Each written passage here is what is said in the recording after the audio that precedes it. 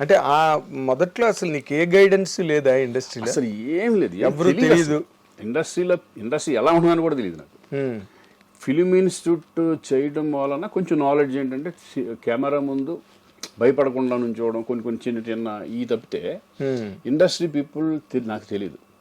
ఇండస్ట్రీలో ఎవరు పరిచయం లేదు. నాకు చాలా మొహమాటంగా ఉండేది. ఎక్కడికి కంపెనీల చుట్టూ తిరిగేవాడిని కాదు, ఏం కాదు. ఊరిని అట్లా ఒక సినిమాని బట్టి ఒక సినిమాని బట్టి సినిమా అట్లా వచ్చేసింది తప్పితే no guidance, nothing. Godfather nothing, ఏమి లేదు.